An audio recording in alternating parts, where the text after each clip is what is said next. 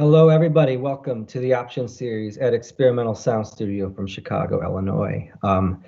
Tonight, we are very, very pleased and honored to have improviser, saxophonist, multi-instrumentalist, sound designer, JayVe Montgomery from his home in Nashville, Tennessee. Hello, JayVe. Hello, Chicago and the world from Outer Music City. Outer Music City looks a little sunnier than Chicago at the moment. Hey, it's we're closer to the equator. You are. And I'm also going to say this is the first option interview I've ever done with somebody in their vehicle. So that's pretty Yeah, cool. First. we're improvising today. That's Uh-huh. the theme. Yeah. So If you want to drive around during it, that add like that element into our conversation, feel free to do that. yeah, I think it'll just add in random silences, That sounds which is good. also a method. It's It is. also a way. It's totally a method. Well, man, it's really great to be able to do this, and I really appreciate it. Thank you for sending us all these great videos that we're going to get to. I guess before we cut to any video, I want to just ask, what is your most recent kind of musical exploration thing that you've been working on? Like, what did you just finish up? Well, I just returned from a bridge tour of France. Right. So that's the sort of finishing up. But as soon as I got back, now diving back into my electronic setup and this whole electroacoustic idea of playing with the MIDI sprout and a plant and manipulating samples and also adding in woodwinds Right on. to just build this, otherworld concept of electroacoustic experimentation. Very nice. That sounds great. That sounds great. Um, Why don't we cut to a video? And we have a lot we can get to today that we will get to. I'm looking forward to it. But before we do, can you provide us with a little context for the first video? This was a solo thing you did in France, correct? Yeah, this was in Visserny, France. It's actually close to um, the place that Baldwin would stay when he was in France. Um, but it's the home of cello player Didier Petit, Uh-huh. and he's a bridge musician. And if you guys aren't familiar with the bridge, it's Alexandre Pierrepoint's anthropological project where he gathers Chicago improvisers with French musicians, improvisers, and for one speck of time, 2 weeks, 3 weeks, you tour Chicago, Milwaukee, maybe down to St. Louis, and then after that, you get to tour France with your group. And so this was the trip recently that I just got back from, basically 3 weeks in October, and so a couple days into it, we were in between cities, and the plan was to stop at Didier's house. Didier lives at a renovated farmhouse. Nice. He bought this old farmhouse several years ago, and slowly, room by room, has been making it an amazing living space. We spent a whole day there, um, playing with a musician friend of his who was a violin player, and the group that I was with was myself, Chicago and Dan Bitney. Oh, great Everybody job. should know. Hmm. Um, Also, Chicago transplant Rob Fry, Okay.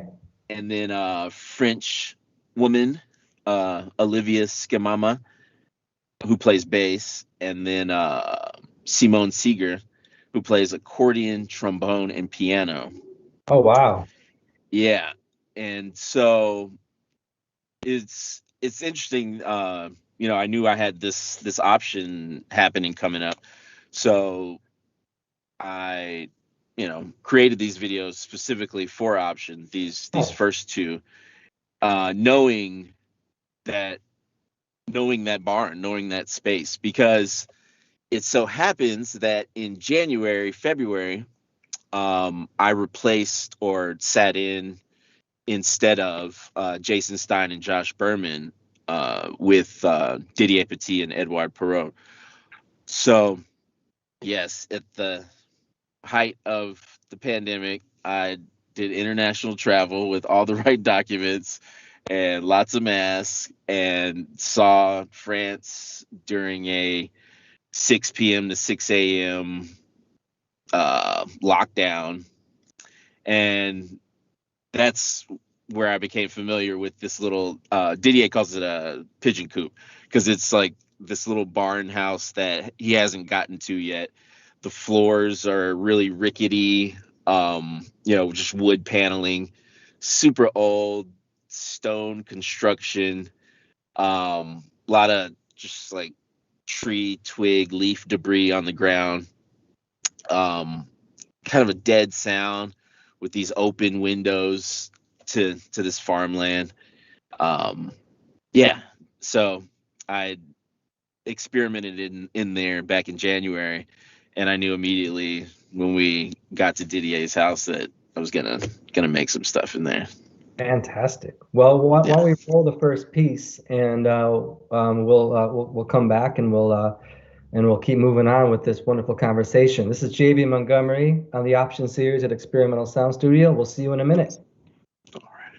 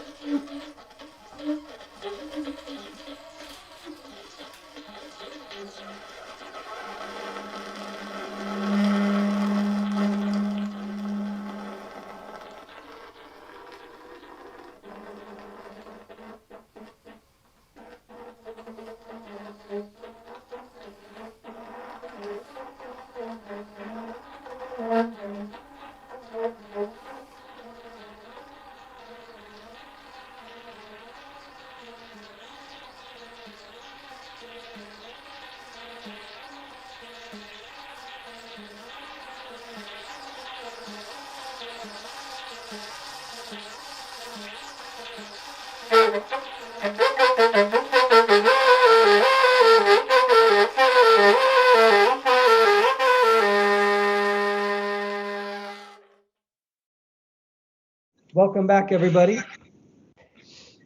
You just heard JayVe Montgomery in a, would you call it, were you calling it the pigeon coop? Is that what you said it was? Yeah, I think it's colloquially or lovingly Yeah. called pigeon coop. Yeah, is that in you said that's in Viserne? In Viserne. Viserne, sorry. Yeah, Yeah, my at the home of Didier Petit, a wonderful cello player. Yes, I have heard him. He's Yeah, outstanding. And is it in the south? outstanding. Is this the south of France, Viserne? I would say central. I'd Okay. I'd, I'd have to look at the map. Yeah, it's our Um, yeah. but it's only like maybe an hour and a half, 2 hours drive outside of Paris. Okay, cool. Awesome. Yeah. Let's talk, if you don't mind, a little bit about performing internationally during COVID. We touched on it for a second. What were the audiences like, and what were they doing as far as like COVID protocols, and how was the whole approach over there in France? Yeah, Yeah. during January, February, we were like pirates, Alexandre would say. We could only travel between 6 a.m. and 6 p.m. Wow. Which during the experience was really phenomenal, because when we got into quarantine, a lot of my lifestyles changed. Yeah. I started sleeping regularly, so like having to be done with people like leaving a space at 6 p.m. and then you might have dinner there, and then because we had to have basically a piece of paper like an affidavit that you would just fill out and say, this is what I'm doing. If you did happen to like have to travel from a venue to a hotel at 8 o'clock, you could have that. But like going to bed by 9, not Wow. not being out at a bar and spending money, it was amazing. It was like the best field trip. It was like a field trip. It's like it was so structured. It wasn't like this potentially debaucherous tour that could happen. It was really special and like lovely, because also the audiences were small, but we expect small audiences in this music. Yeah. I kind of get skeptical of Yeah. Yeah. Like large groups. So it was people who really needed the music in their lives, Sure. that they would like make a plan to go see this music, get their paperwork in order that said, I'm a student or I'm a professional going to a professional presentation. And some of the shows were at like 2:30 in the afternoon, you know, uh, unbelievable. A lot of it was recording. Some of it was radio interviews where you would have like 6 students with masks on in the studio with you, and they would like rotate. Wow. Wow. Back in the winter, as soon as you got out your door of the hotel or the, whatever apartment you were staying in, it was like mass on in the street. Um, and it was quite interesting at the border because, I basically had to have this, Alexandre works for a university, Mhm. University Paris 8. And he basically gave me a piece of paper that said, you're coming over here for this official opportunity to present improvised music at the high, during a pandemic. That Right. was basically like my official reasoning for being there. But the affidavit for French travel or traveling to France, there were like 20 points that you could check off. And the one that I had to check off was student or professor, on official business. And so I'm at the border and the lady's like, what's your reason? And I'm like, just pointing at the check mark, like I'm a professor presenting Professor improvised JayVe. music, you know? It's like I'm going for my honorary doctorate anyway, so Yes. it works. Thanks you for that pointer, man. Yeah, honorary doctorates only, man. Wow, man. So, and were you doing all travel by van? You probably weren't on trains, right? Because of the Which lockdown. no, there were some trains, bullet Okay. trains. You know, France Yeah. is in Okay. high competition with Japan and China over the fastest train every year. Wow. So yeah, a couple trains, mostly van, um, which was which was great, you know, because you saw the whole country in various ways, you know, going to rest areas at the height of the pandemic, you know, one entrance, you know, one way in, one way out, no like mixed entrances back then. Um, and towards the end of it, like the beginning of February, you started to see like news about police roadblocks on highways checking people's like affidavits in their reasoning to be traveling because they were about to like start another heavier lockdown.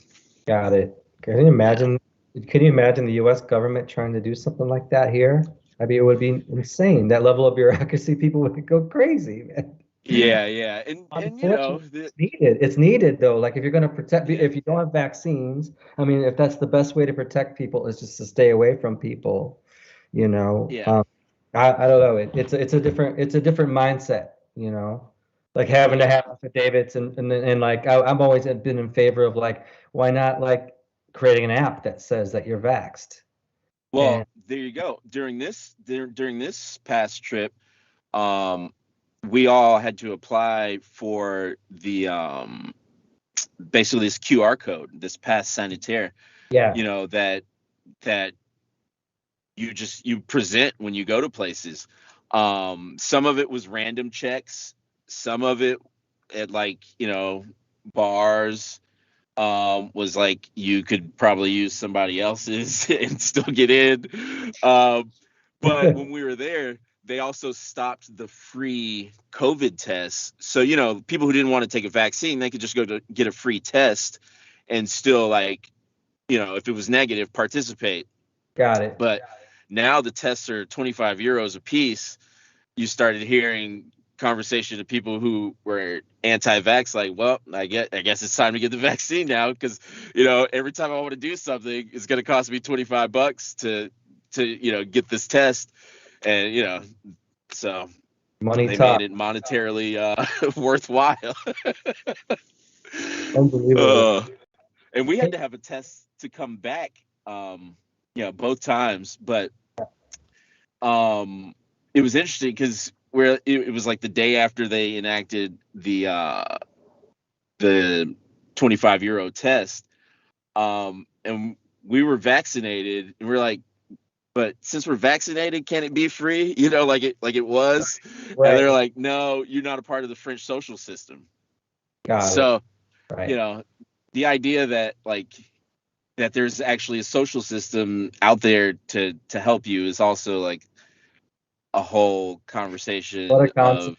of, you know, yeah, yeah, you know, like the venues we're playing at, you know, um, major people have played at La Dinamo, like Charles Gale, Yeah. um, you know, small towns like Tours and Poitiers have these venues that are, you know, they have government support, and so and and they have government support in the technical side and in creating musicians, and so it's just like this beautiful cycle to me of of culture creating and supporting Yeah. that just makes sense. I mean, you know, the saxophone is a French instrument. Like you have a culture, like you need to cultivate it, you know, and not just have it fend What an for idea. Yeah. itself.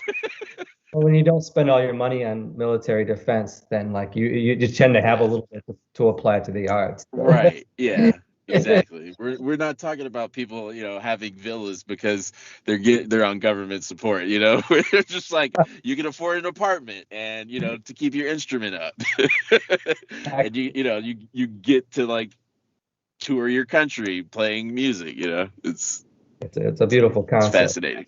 Yeah. Hey, we got a lot of other stuff I'd like to get to. So before that, why don't we watch another second video also from France, another solo piece. This one I believe will be on tenor if I'm right, if I'm correct. And then I want to talk a little bit about Nashville, your new home. So let's watch this video and then we'll come back and talk more. This is JayVe Montgomery on the Option series at Experimental Sound Studio. Take it away, Ralph.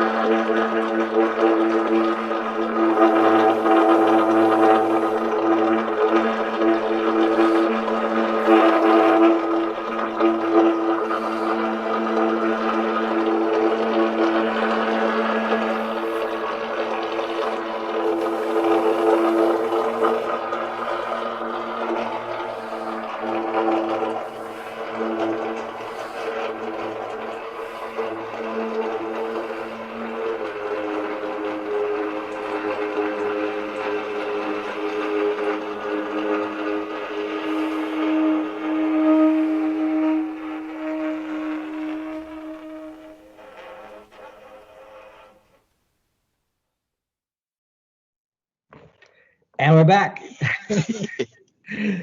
JV, so nice to talk to you. I just got a note that we're doing great. Yeah, I saw that too. I love And this that makes me technology. feel really good. Also, the Yeah. weather makes me feel really good. The weather where you're at makes me feel really good. Yeah, and just so everybody knows, we don't have midnight sun in Nashville. We're doing a little improvised time shifting because the Fire Music documentary is playing for one time only at our local like art house theater here. Do it. And anytime, you get an opportunity to see a dope film in a dope place, you got to do it. Um, yeah, you can mark time with the Music Monday happenings at the Belcourt Theater in Nashville.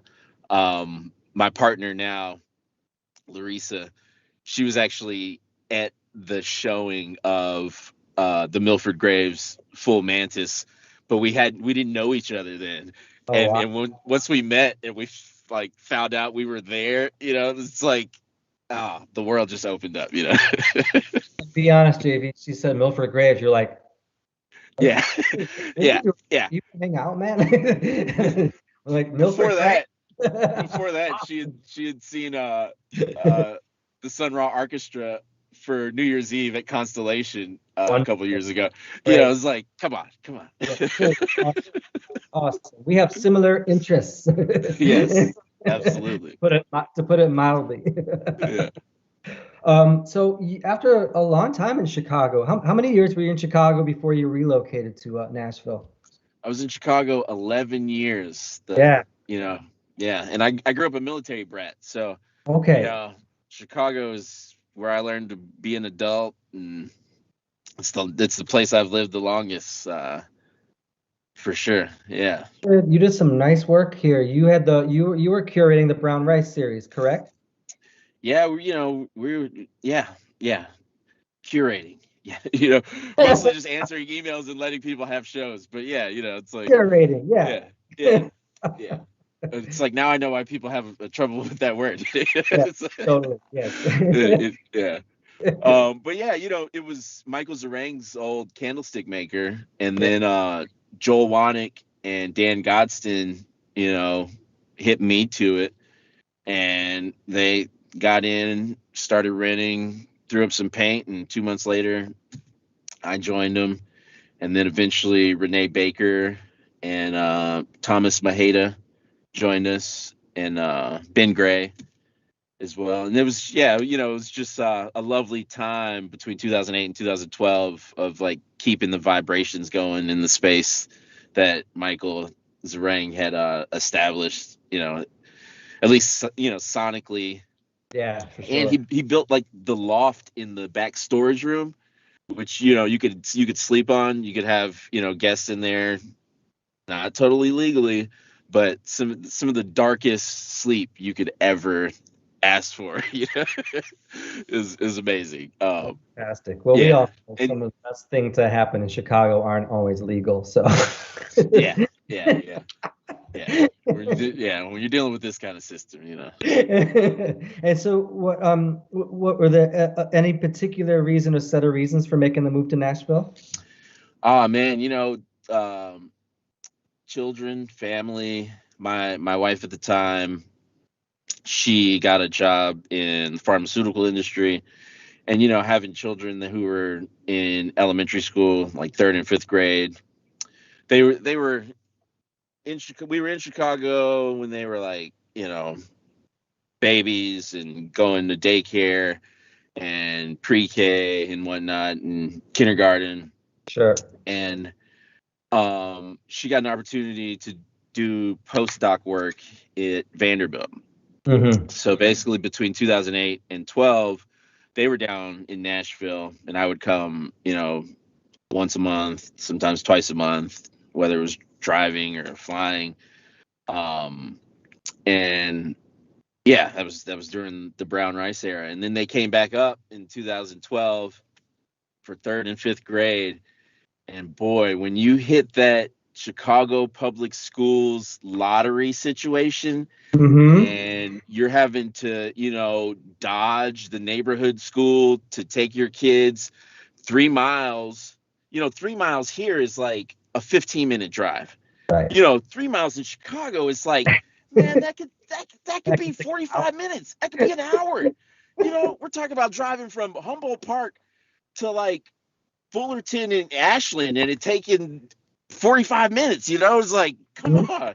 And then working with the Park District, our offices moved from downtown to South Shore.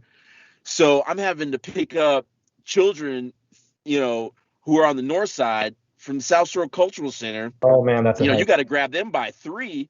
Oh so my now God. your 8 hours of work has just turned into, like 5 if nobody's looking, like, and I was lucky that I was like, my own boss. I had my own program at the Park District.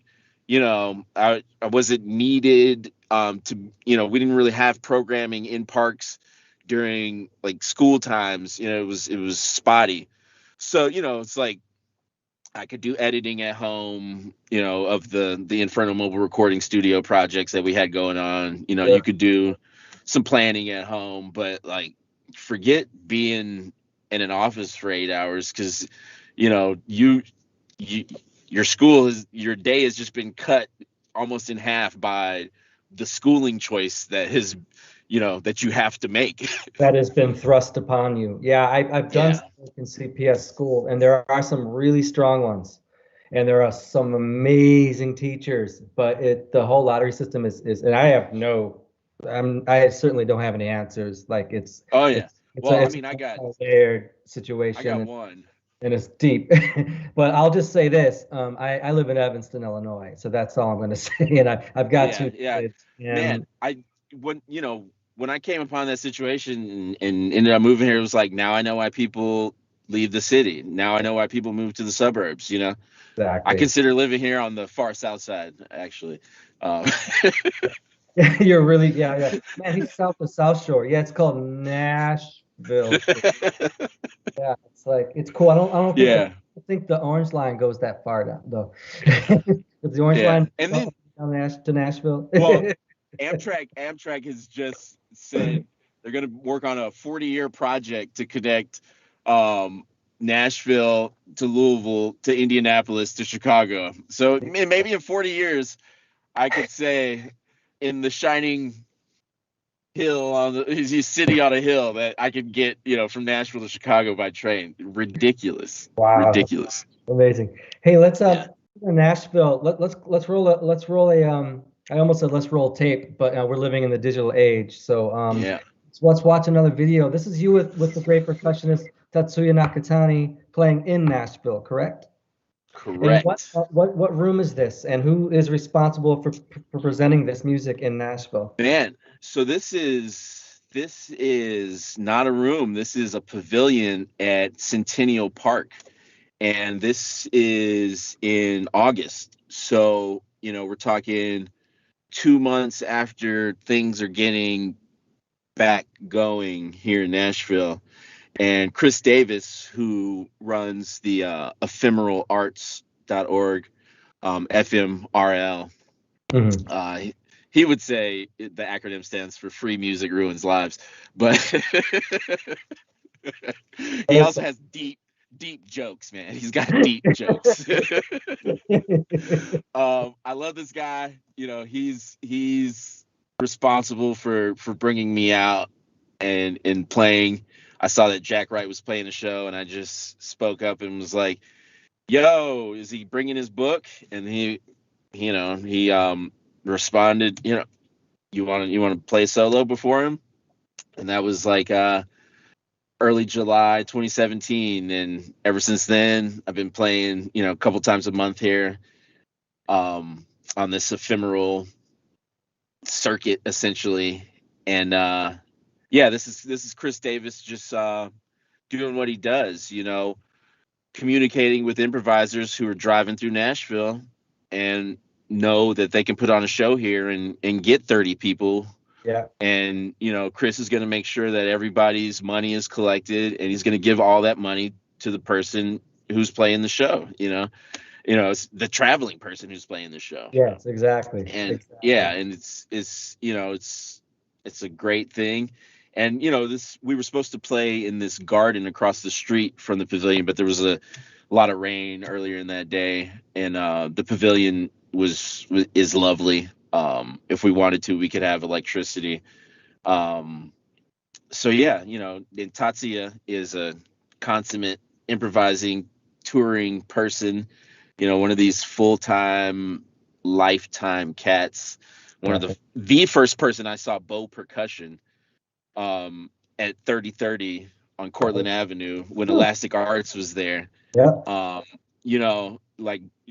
was early in the music, and he was blowing my mind with that bow, and I went to Andy's Music to buy one, and I was like, I can make one. So I made a bow, and that bow is in my suitcase coming back from France. Yeah, just with some nylon string that I got from Japan, during my time there. And so are you bowing your saxophone with it? In quiet moments with a contact mic, it's definitely been done, early on at like a Music Circus event,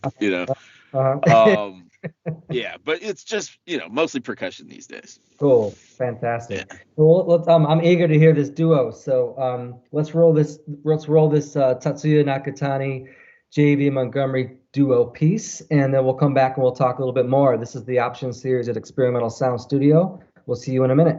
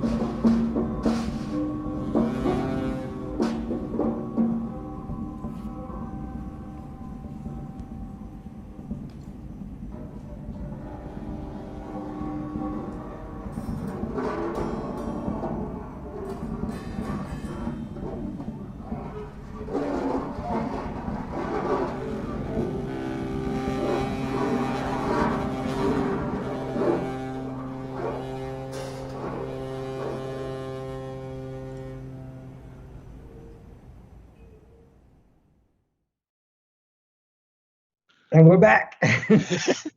It's like making Christmas music in July, you know. Well, I think people watching this at 8 o'clock Central Time are wondering why they laugh every time they say we're back. We don't know. We don't need to go into that right now. Yeah. But man, so there's a great record store called Grimey's. Is that still there in Nashville? Oh yeah, they've moved from 8th Avenue to East Nashville in a converted church. Nice. Oh wow. Oh Yeah. great. Great. Yeah, and so they basically have a stage where the pulpit would be, and then the records are like where the congregation would be, and there's also a little vintage shop under it. Nice. Yeah, Nice. I don't mean to sound deep for a minute, but you can potentially buy your late period John Coltrane records in a church. yeah, Cool. absolutely. Yeah, no, I played the opening back in maybe 2018, and like October 2018. It was like a cassette store day opening Nice. thing, and yeah, you could feel that the architecture was attempting divinity. It's and when I ended my solo, I was like, thanks for returning the church back to its original purpose. Yeah, Music yeah. is really, it's like this. If there's anything divine, it's in music, man. It's Truer words have never been spoken. It's also JV. It's really great to hear about like because Nashville has always historically been a music city, but it's like a music industry city, you know. right. And it's nice to see these like other things that are actually going on there that aren't really connected to the big like industry base that's there, you Yeah, know. So that's really nice to hear. yeah, Um, yeah, and so let's leave Nashville for a minute, and let's talk about the future a little bit. What do you have planned, tour wise, recording wise, collaborations? Are you coming up to Chicago at all in the next few months? What do you got going on? yeah. Don't have a lot of plans for traveling at the moment. I'm always available to be in Chicago. Um, but Fallen Moon Records, or which is like supported by Past and the Present, I think they're trying to do a like a duo, like a split tape but two tapes Okay, project where you create a piece and then the person you're working with like remixes or remakes that piece, and that'll be on, you know each one will be on. There's two tapes. got um and it. so I'll probably be doing that with Rob Fry. Great. um and yeah, we'll see whether that's like flutes and synths or what. This he made this flute out of Awesome. some cane that he brought back from the Rio Grande, and yeah, he thought he had given me one like a year ago or something, but he didn't. And we're in France, and I've fallen in love with this two hole flute. It's amazing. Great. Um, but yeah, just a lot of listening back to recordings. Maybe having something on American Dreams records or recordings soon. There's this old TNT battery. It's considered a Corbetta design. It's like a honeycomb chamber that TNT was held in during World War One, and Wow. that's outside of Chattanooga. Yeah, and they have a couple of them open for the public, and it's this insane reverberation and standing wave chamber. I've done a bunch of recording in there. It's over the last year, That sounds so yeah, it's nuts in there. So it's like I'm gonna have it's gonna be a solo record. I really want this stuff to be interesting. So I might do some more recording in there before something comes out. Been working lately you know, this Montgomery and Turner project. Oh, talk about that a little bit. Yeah, it's on Astral Editions, Astral Uh-huh. Spirits. Uh-huh. Got the Great tape label. right here with me. Lovely. Depending on glare, you guys can look it up. But that's the next project we're gonna have on coming out with Astral Spirits is said to be on record. Oh, nice. And yeah, we're just in the finalizing the cover stages of things. And that's just like ambient woodwinds and ambient electronics. We also have some harp and some bass synth guests on this next project. Sounds like you've got plenty going on, man. And that's nice Oh to yeah. hear. And Oh yeah. outside of like all the work just raising kids, because believe me, I know how much work that is too. Oh yeah. I did want to ask you about one other. Unfortunately, we're kind of getting close to running out of time, but I wanted to ask you about one other thing that you're on, and this is this Bichin Baja Switch on Ra project that I think it's about to be released, if it's not released. Can you just talk about that and your contribution to that recording a little bit? Yeah, Baja's I think this is a quarantine project of theirs. And because they're often on the road all Sure. over the place. And they they often play some Sun Ra tunes, and they had most of the tracks together, and Rob was like, yo, why don't you come up and play some Iwi on this? And I was like, yes, I will play wind synth Sun Ra tunes. So I think I'm on Space is the Place and two other ones, maybe Languidity. Yeah, and it might, yeah, I think Rob said something about being sold out already in Oh, physical form. got it. Got it. Yeah. Well, you put JayVe Montgomery on a record, and it's like, sorry, sold out. Yeah, right. That did happen to the Montgomery and Turner tape, but it's like, selling out 50 tapes is, hey. It's still selling out. It's not a gold record. It's like a copper record, right? Or nickel record. It's in our Yeah, world, 50 tapes sold is like 5,000 in the pop world, you know. right. So Exactly. that's Exactly. fantastic. Well, look, man, sadly, I knew we were only going to scratch the surface, but it is what it is. We'll just have to have you back again. Yeah. And hopefully when we're able to have concerts really in the studio again, because that's the way it should be. We'll definitely get you back up to Chicago for that. But Yeah. but before we end, let's talk about this last video we're going to show. And this is a quintet, and this was to go back to France. This was in Marseille, correct? This last. Correct. This is our last show of the run.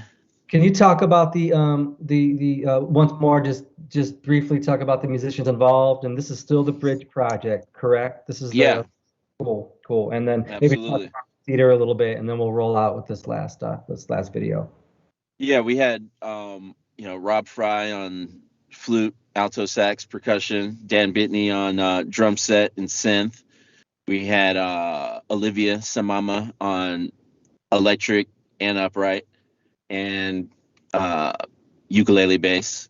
And then we had Simone Seeger on accordion, trombone, and piano. And this little clip, Simone actually lives in Marseille, and so Okay. does original art ensemble of Chicago drummer Famadou Damoye. And He's pretty. Simone takes lessons. Yeah, go ahead. Yes, big splash, Yeah. tsunami wave. Yeah, Oh, I yeah, didn't know he lived in Marseille. That's cool. That's great. yeah. Yeah. He and his wife live in Marseille, and Simone takes lessons from him. He's sort of a mentor. And Simone's been on a couple of art ensemble gigs in Brazil. Nice. So, Simone was at him. I think he sent him like 150 messages. By the time, between the time we landed and the show, like the 3 weeks we were there, getting him to come out. And he came out, man. And after the show, he came backstage, had a cup of wine with us, and Nice. gave us his blessings. You know, It's so nice. it was a beautiful moment, man.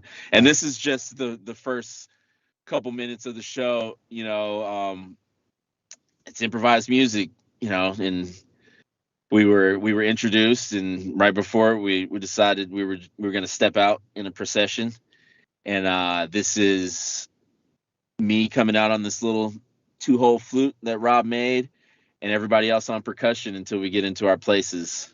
And Cool. yeah. Wonderful. Well, I think it's fitting. We'll end with the procession and we'll roll this last tape. But before we do, I just want to say it's a pleasure to talk to you. And look forward to the next time you're in Chicago. And I will certainly look you up when I'm down in Nashville. And who knows? Everybody, yeah. Yeah, totally. Holler. You know, we got a hub, we got a network, we got, you know, this is a spot. We can hook you up with other spots. You know, we gotta disseminate that Chicago sound all over the place, man. Let's do it. That sounds great, Yeah. man. Well, JV, a pleasure to talk to you. Thanks to everyone for tuning in. Thanks to my fellow option comrades, Ken Vandermark and Andrew Klinkman. Thanks to ESS. Thanks to Ralph Loza. We'll see you guys next week. This is JayVe Montgomery with The Bridge live in Marseille. Thanks, everyone. See you next time.